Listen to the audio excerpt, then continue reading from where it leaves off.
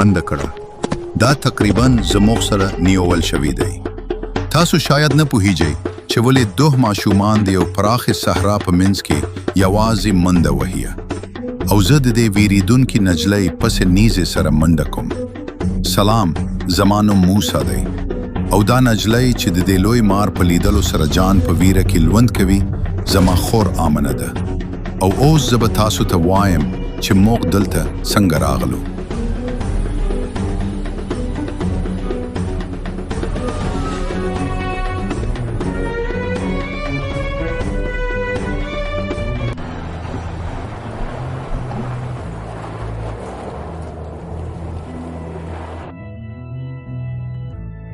مور، څومره وخت پاتې دی چې موږ هلته ورسیږو؟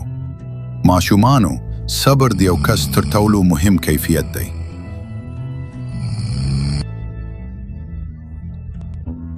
په لفظي ډول هیڅ سیګنال نشته، یو بار هم نشته او تاسو باید یوازې زموږ پرته د شاته او بوته تللی وای. موږ په دې صحرا کې څه هیر کړي وو. د نیکه ځای ډیر ستړی دی. هلته د کولو لپاره هیڅ نشته. ماشومانو، یوازې لږ نور صبر وکړئ. دا سفر به ستا لپاره ښه وي. ته به وګوره، موږ دلته یوازې د څو ورځو لپاره یو. سمه ده، نو راځئ چې یوه لوبه وکړو. زه یو څه نیلي ګورم. ها، اسمان، هو، دا ډیر ګړندي و. زما وار، زه یو څه ژیړ ګورم. ډیر خندونکي موسی، دلته د شګو پرته بل څه نشته. دا ټول ژیړ دي. دا به لا هم د نیکه په کور کې ستري کونکي وي. مورې، موږ به د نیکه په کور کې څه وکړو؟ دا به هلته د انټرنیټ پرته واقعي ستري کونکي وي.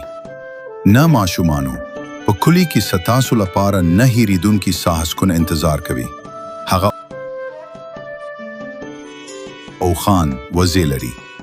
تاسو حتی تصور نشئ کولای چې هلته څومره په زړه پورې دی.